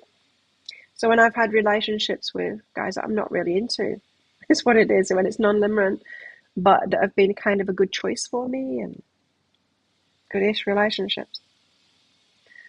I have been less bothered about the whole um, being faithful thing as well. So yeah, if you are limerent and if you want that kind of in love and faithful thing, you do need to find out whether someone's limerent or not. You don't want to be with one of the non-limerents. I'm not saying that all non-limerents will cheat. I'm not saying that. I'm just saying it's not as important to those because they don't have that feeling there. You see, they're not going to get hurt and jealous in the same kind of way. They're not, and so they don't understand why someone else would. And they'll call you crazy. They'll call you crazy for it because they don't get it. And we'll call them crazy for not getting it. So I'm like, I am so certain I need to be with someone that's limerent. Not limerent and crazy, like like that guy. I've told this story before in here, but some of you might not have heard it. I was out on I don't know, Friday night or something. I was out, and often when I was out, be just chatting to people, chatting to guys, girls, whatever. And they'd ask about my work and stuff. And it's like, tell them about my business. This is in Byron Bay. I'm Byron Bay Neurotherapy. Oh, what's neurotherapy? It's this. I didn't like talking about it that much. I learned not to because if you tell people that that your line of work is, neurological and psychological stuff, they start pouring out the problems to you. I'm over that. So it's my social life. So yeah, I stopped saying it, but I was still in the period of my life when I was still talking about it. And he's like, I found it really interesting apparently. And he's like, oh, I'm really interested in that. And I'm like, oh, I don't have any information on me about it, but here's my number. I can you can find the flyers all over town as well for it. You can find out information in that way and give me a call. If you're interested in having a session, right? All we talked about was my work. And so he took my number and then he called.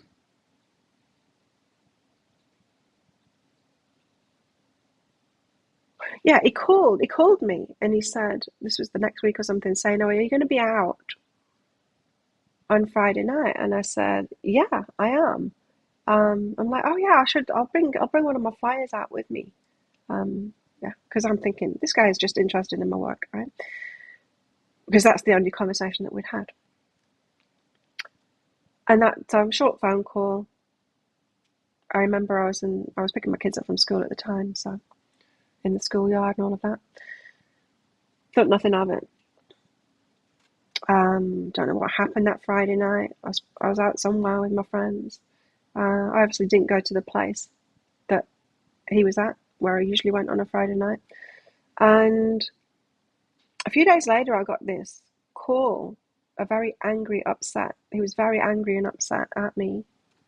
And he's like, where were you on Friday night? I'm like, oh, I'm thinking still isn't a normal person. Thinking, I was like, oh, yeah, me and my friends went to this thing, a party or whatever.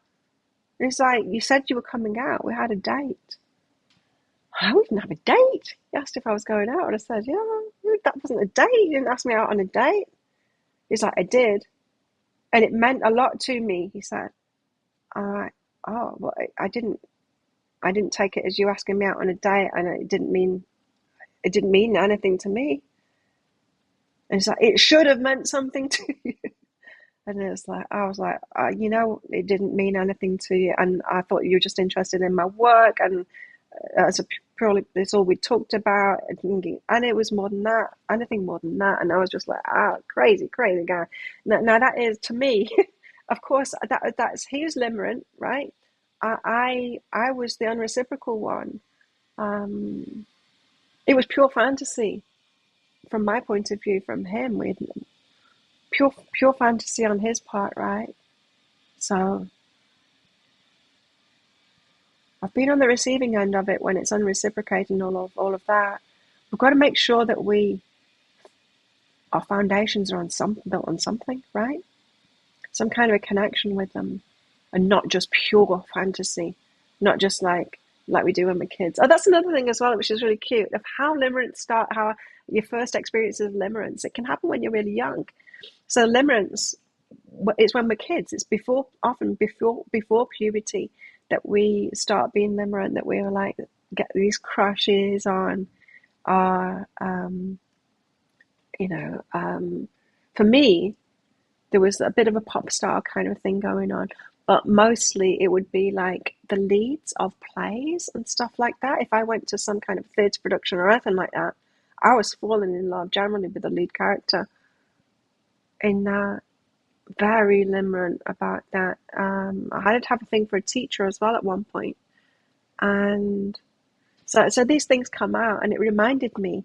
I went for dinner a couple of years ago here, a restaurant that's just up there, with a guy that I was seeing, and a couple of his friends that he knew, and their son, it would have been about 8 years old, and sweet little boy, Thai boy, and he's chatting, and is real shy with me. And toward the end of the meal, he said, the guy that I was with said, he likes you. This boy likes you. And he'd got the whole limerence thing for me, and he got super, super shy, and everyone was laughing and everything. And it's like, oh, Luke Skywalker was yours, really? It happens young. Before sexual attraction, before any of that, it happens young, before puberty. Wow. And then, so we're not going to be still young like that. We've got to mature into our limerence, and not just, go for the image of someone, but start choosing better before we do. Which means that we've got to get over that, because when you're limerent, you're also like, you can't talk to them. You turn into a spaz. You're like, I can't speak to the person that I really like. And they're the same with us, right? So we've got to get over that and like push ourselves. It's like, no, I need to get to know this person before I fall too far into this fantasy, right? We've got to talk and ask those questions. You understand how to accept at times, willing to give it a chance with this lady. You've got so much more. Well, yeah, you're out of his league. Michelle, you're out of his league. And that's what it said too, expansion. It's like, he can't go there. He can't give you what you're wanting. That expansion, that more that you want, he can't give you that. He hasn't got it in him. So move along to someone that's better. Yeah, to someone that's better.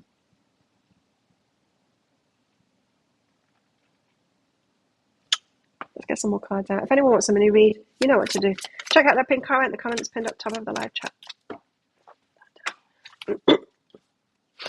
So we do have to mature into our limerence, I think, and healing is a big part of that too. That Stefan Speaks was talking a lot about healing as well, saying most people are messed up in their love lives because they're not healing themselves. Because they're not healing themselves first. You've got to. You really have to. You need to know your stuff. You need to have emotional intelligence. You need to know how to soothe yourself and deal with yourself and all of that. Otherwise, you project it onto the other person. Four of Wands, solid foundations. Someone that you could marry, solid foundations. Do you like my nails? I was so proud. I was so proud that I managed to do them so good. The purple, it's a shame that the purple isn't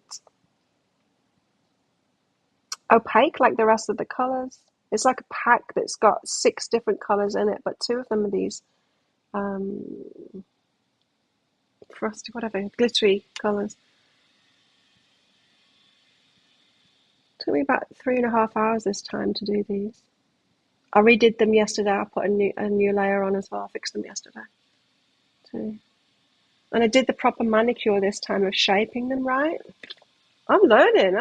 This is the second time I've done full set, and I'm proud of myself.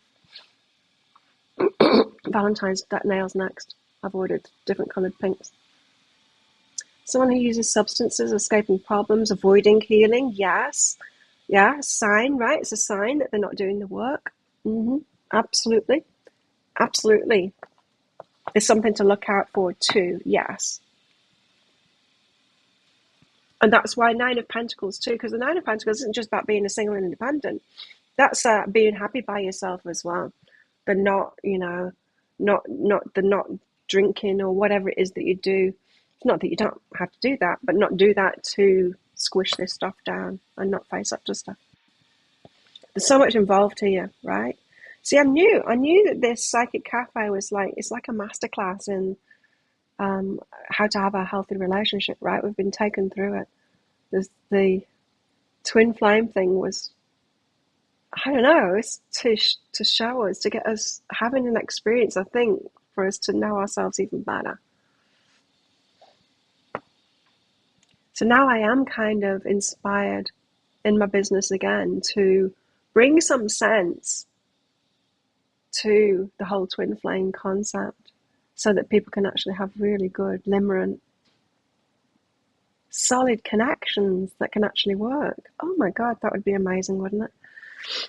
4 of Wands, marriage.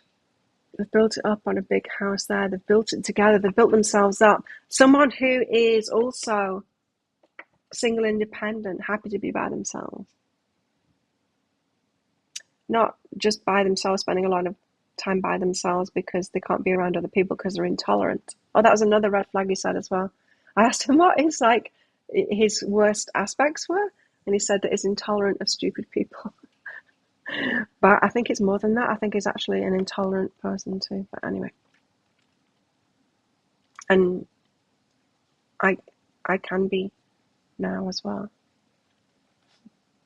4 of Wands. But they built it up. They built themselves up. So they are single, independent by themselves, to know themselves, all of that kind of thing. Know what it is that they want to build as well. And there they are on the top of the house, happy because they've built it together. There's a mastery. There's a self-mastery, self-healing and self-mastery, and then being able to choose. With all of this as well, I'm looking at the relationships that are around me and going, what is this relationship then? You know what I mean? Looking at other people's relationships. You are out of his league, yeah. You feel embarrassed when you hear it. Embarrassed that you chose him. Are you embarrassed that you can't even get someone that's out of your league? Is that what the embarrassment is? I've had that before. It's like, how can I go for the one that's really in my league when I can't even get the ones that are out of my league? I feel like I should be even lowering my standards even more if I can't even have that. It's like, I can't make $1 million. I can't go for $1 million. I can't even get $5,000. I need to go for $100. You know, the same thing works in abundance as well.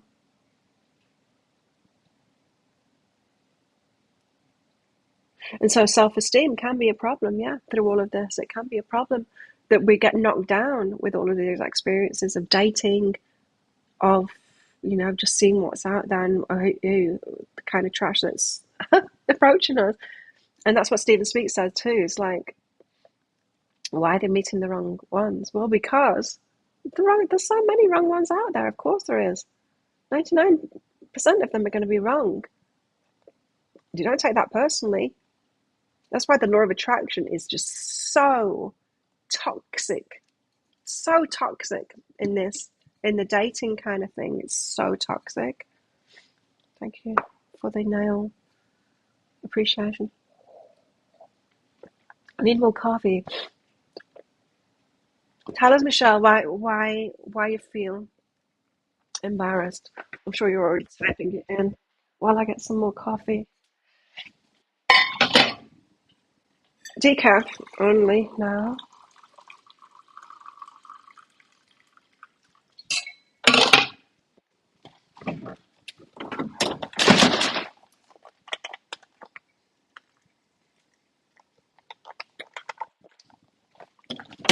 And maybe someday soon, when I've put all of this together for myself and I'm living it, I can create some kind of a program that people can go through for the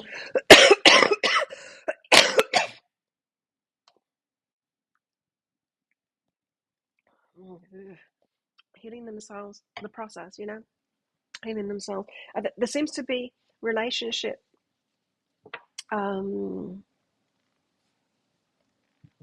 coaches out there, and they've all got a little bit of a piece of it.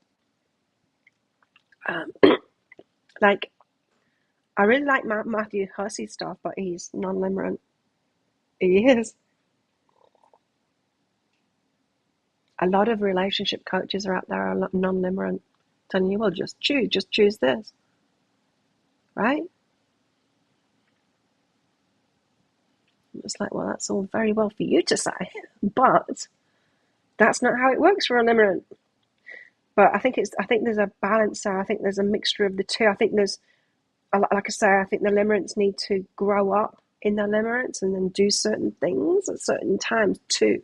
Perhaps I'm the limerent relationship coach. Maybe perhaps that's what I'm going to be. I don't know, but at last I'm inspired again, because I was thinking, in the last few weeks, honestly, I was thinking maybe I need to quit doing this. This cold came about at the right time for me to have a break, and it was really nice. I was just pottering around. I'd go out on the swing by the pool in the morning, get the early morning sun on my body in my bikini, and then I was just like laying around reading, being the crazy cat lady, because there's 3 cats that come in now,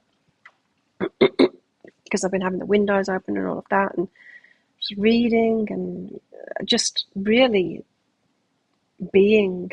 And that is exactly the space that I need to be in to get inspired again, and inspired I got.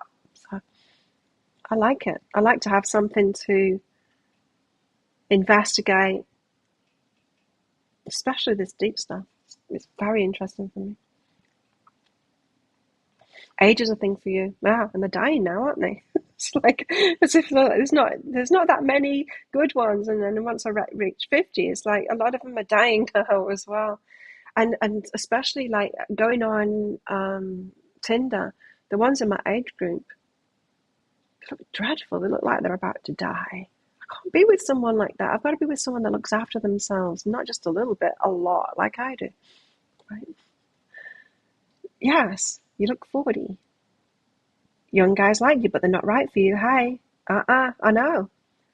The ones that are your age are not your type. And so, yeah, there's even less. The older we get, there's even less, right? But they are out there. I'm telling you, they're out there.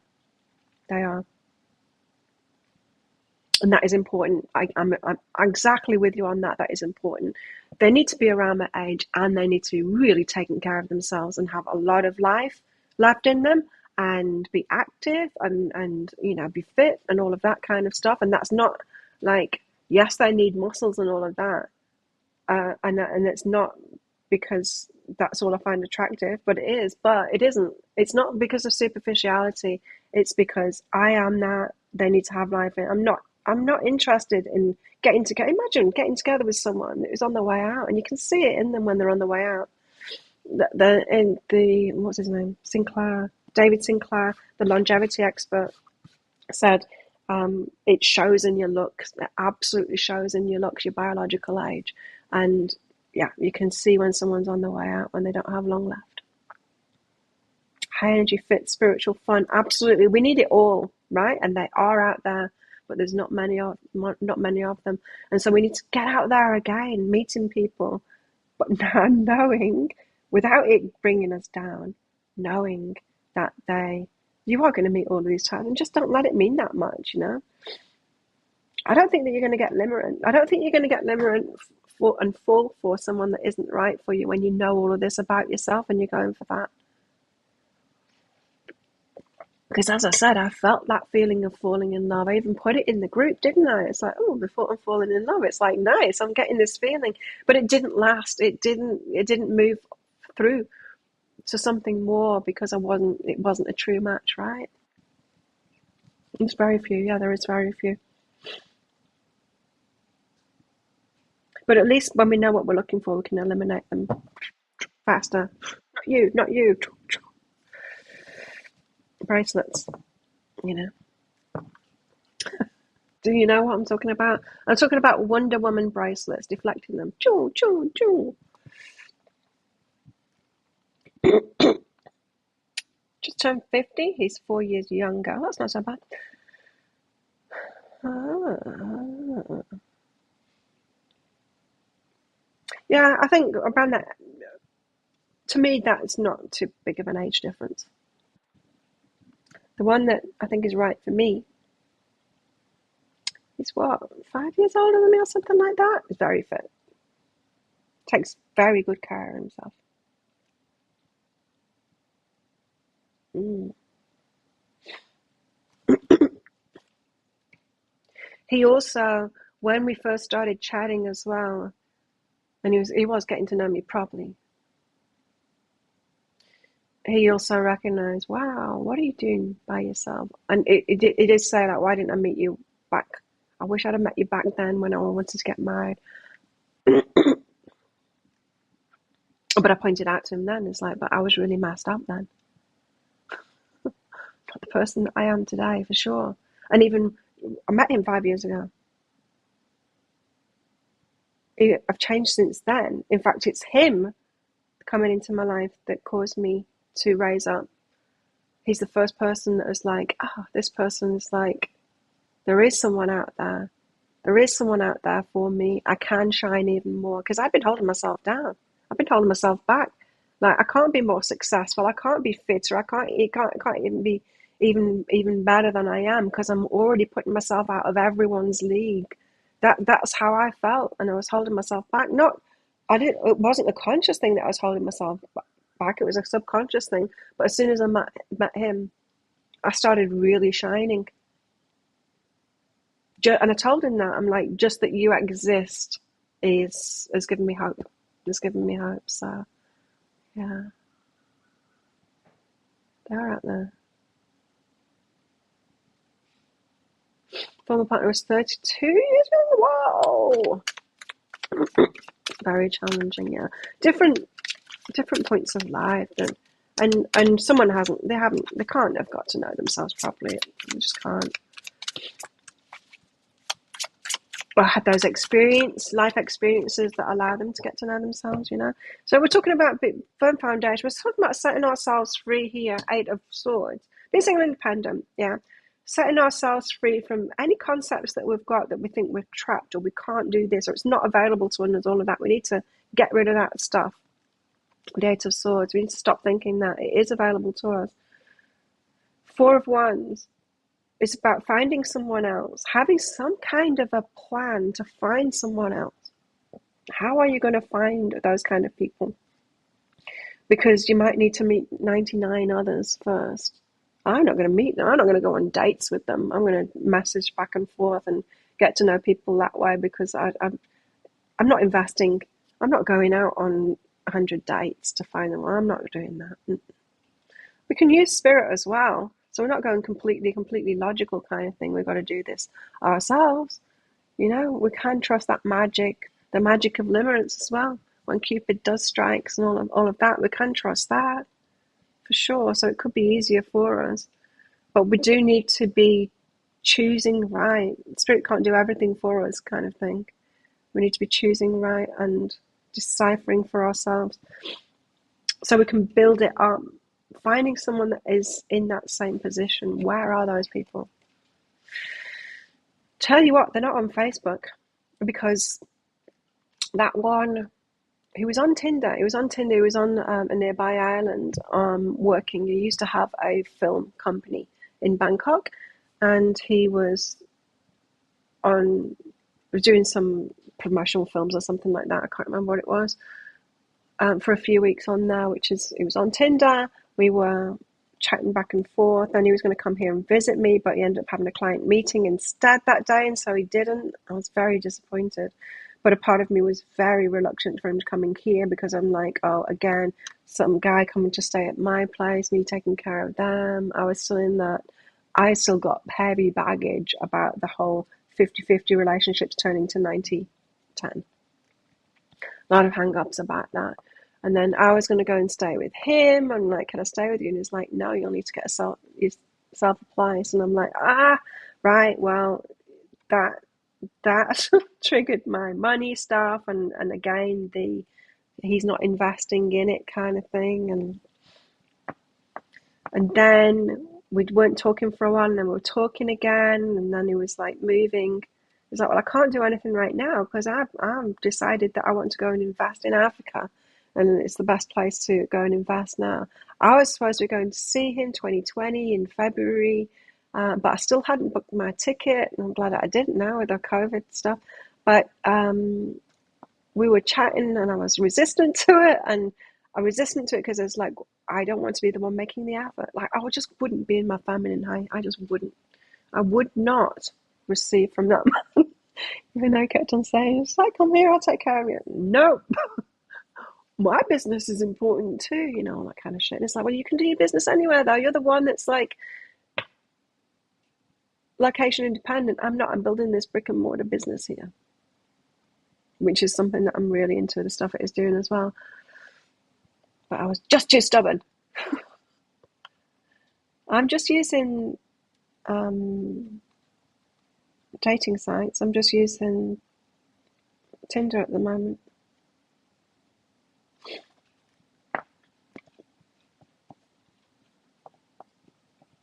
It's through Bumble. It's hard to meet people. Yeah. With being on this small island, of course, I'm really cutting my chances down, aren't I? And the reason that I did go back on it, on Tinder, I've not been on for years. I had that experience with him. I think I went on it once since then, but no. But because the island had been so quiet, and it's not now, it's really busy now. It's like, okay, higher value man could be here now. Put myself on Tinder again, just to see if a high value man comes through. High value man meaning someone that's successful, someone that, someone that's going to be at my level. There isn't people like that on this island. Single men like that. There's guys that have got businesses. I wouldn't, even the ones that are married, I wouldn't choose them. Yeah. Yeah. So perhaps that's it. It's like get on all the dating sites with a very precise thing that you're looking for, and find out where they're at. So he doesn't do Facebook, apart from, this is a conversation we had a couple of weeks ago, apart from he uses it to, because he messaged me on my business page on Facebook again after a very long time. Yes. But it was actually come through from Instagram because I've got them connected. And I knew that he has got an account on Facebook, but he doesn't use it. But I thought he'd got in touch with me from Facebook, going, oh, you're on Facebook now. He's like, oh, I've got a couple of accounts, but it's just for the advertising stuff. It's like, yeah, I advertise on Facebook as well. And again, I was kind of a bit combative again with that, like catching him out. Anyway, it has been my experience that the kind of guys, the high quality guys that I'd go for, I hardly use social media at all. I'm not sat there scrolling on it. I use it for business stuff. Sometimes I'll put like photos of and stuff, but I'm really doing that. The high quality ones, they're doing their thing, right? But then sometimes, they're on Tinder. Sometimes they are.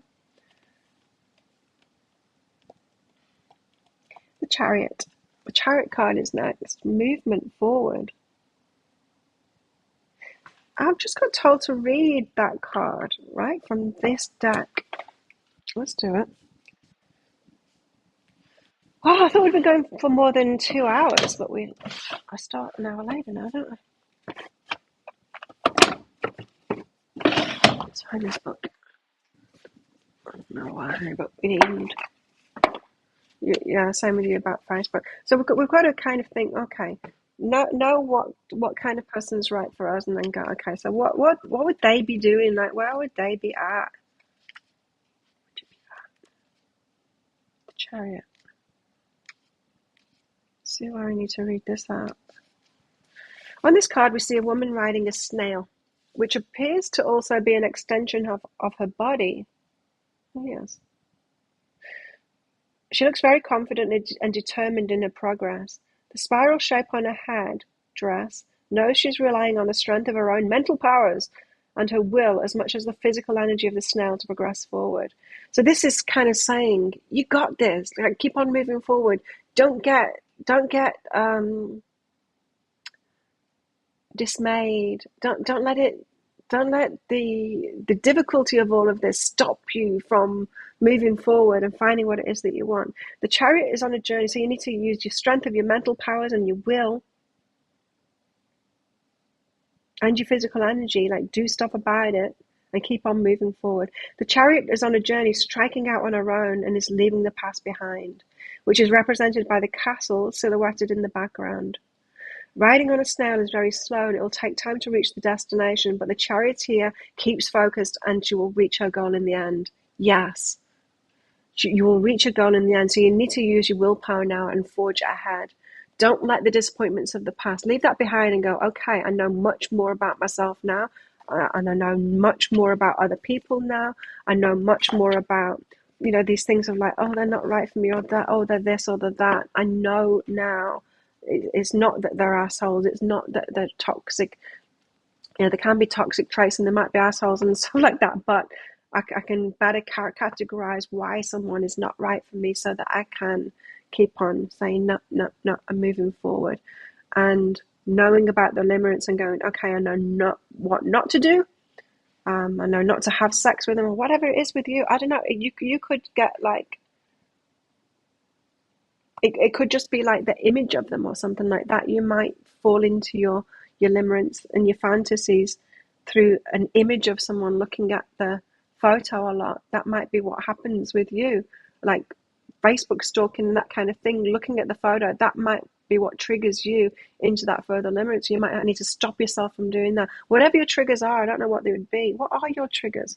What are your triggers? What are the ways that have you on that limerence, on that falling in love? What are the things that progress it for you in a way that kind of makes it a runaway train?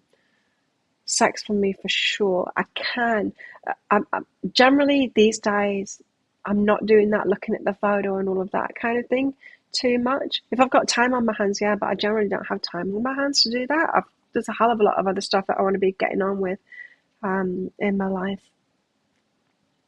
Like my work, like training, like reading, like learning, and all of that kind of thing. I like this podcast, and I'm not doing the scrolling on Facebook and spending time looking at someone's photo. So you need to have like a plan of action, and then have like this personal determination, like I'm going to do this, and also the whole self-confidence too of getting over that shyness. Because part of limerence is it turns you into an idiot. When you really like someone, when whatever the chemicals are of that limerence that's in us, it makes us really shy and unable to like speak to the one that we've got those feels for. And we need to push ourselves over that to find out that information. Now, for me, messaging is the best way. It's probably why Tinder works so well for me, is that I can message back and forth and really go there with people without falling too hard. Really go there to find those things out, and I can do that with text messaging. How about you? What on? There needs to be a plan here, and this is saying forge ahead, forge ahead. It's like you're nearly there. You just need to keep, be determined that you're gonna do this. You've got this. You can do this. The World card. I'm gonna read this one as well. The World. I'm told to read this one too.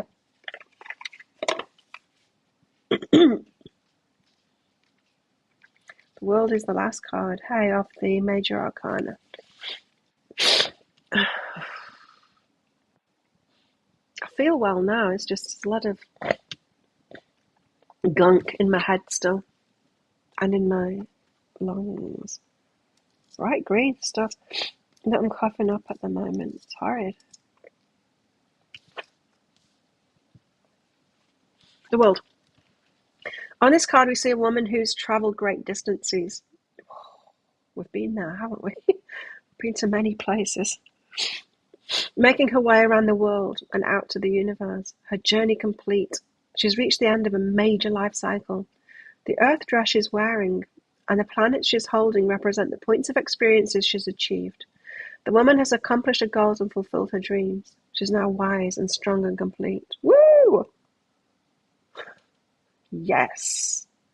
Maturation, it says, accomplishment. Oh, you're ready for success. You're ready for success. It's like journey of the whole Major Arcana complete. You're ready for this. You've got this. You've got what it takes. You're not going to crumple.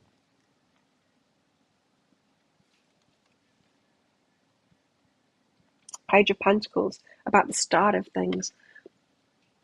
It's almost being a novice. You're not a novice. You've got the wisdom now. But I tell you what we're novices for.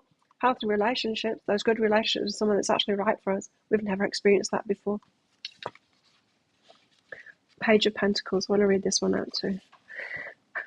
A young girl stands on the leaves of a plant holding a peony flower carefully in her hands. On her back she carries a watering can. Her job is to take care of the garden.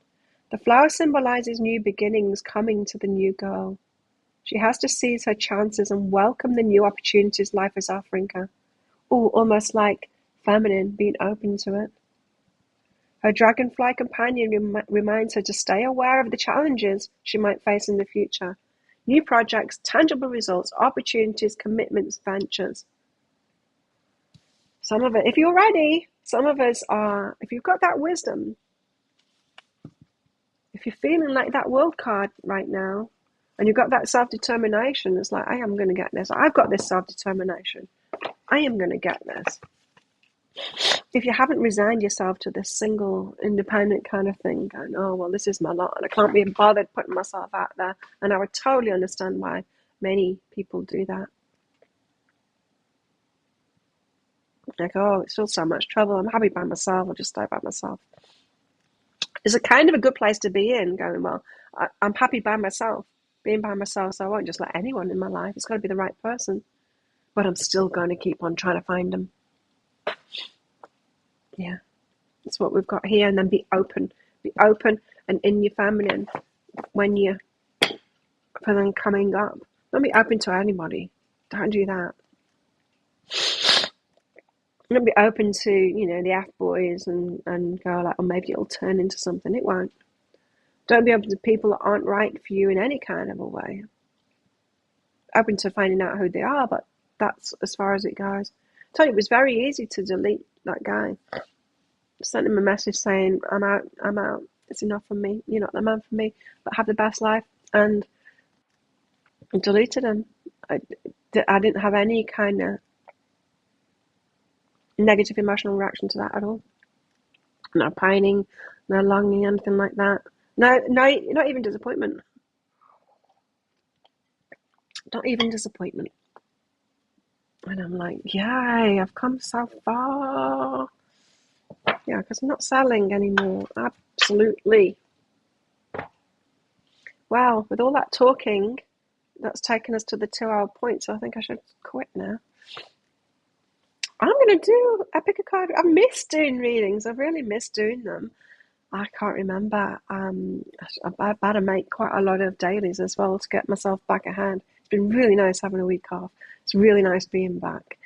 And I hope, yes, definitely, like, do get that book, read it. Honestly, we need all the information that we've got. If you haven't got this one yet as well, attached, get that. Find out about the attachment styles. Be armed with all of this information. Put yourself out there in whatever way you can to be meeting more. Tell the universe, okay, bring it on now. You know how I said, like, I was like, okay, bring it on, universe. Put myself on Tinder again. The first match that I got within a few minutes was him, and I'm like, can it really be this easy? Like, can it? A part of me was very dubious about that. Like, surely I'm going to have some lessons first, but it's like this person's like seems ideal for me, and of course. It turned out to be a lesson, but it was good. I needed to go there. I need practice, right? We need practice at this stuff. And so welcome the practice. Welcome the practice of like, okay, I can see this is a limerent person, this is a non-limerent person. There might be ways of finding that out. One way of finding out is like, oh, I've just found out there's two different kinds of people that have um, completely different experiences of falling in love. Completely different. And I'm sure that I need to have one that's has the same experience as me. Because then we'll get each other and tell them what those two types are to you once you've got this information. And then let them tell you which one they are. That's a great way of eliminating a lot of them, um, and also a great way of seeing if someone will even go and have in-depth conversations, or if they're going to start telling you crazy straight away. Right? Those kind of questions could be very um, eye-opening, very telling. Could eliminate them very quickly with that kind of question. Anyway, good luck. Put yourself out there and check out my YouTube channel later for the Pick a Card read. I think I'll do a how do they feel about you. And also, there's something else. What was I going to say? Yeah, let's do this again in 2 days' time, Wednesday. I do feel a lot better, thank you, Tamara. I feel a lot better now. It's just, at the end of a cold when you've got to get rid of all the gunk out of your head. I'm just at that stage now. Join our Facebook community, everybody, if you're on there. And it's just, I sound worse than I am now. I do feel much better in myself. I've got my energy back and all of that. But thank you for the well wishes. See you all on 2 days' time. Let's do this again and see how far we've come. I'm excited. I feel fired up again for my business, of where this is going to take me. I feel fired up for my personal life too, my love life. And it's like, bring this on. Let's do it. See you soon. Have a good one, everyone. Bye. Don't forget to click like before you click off.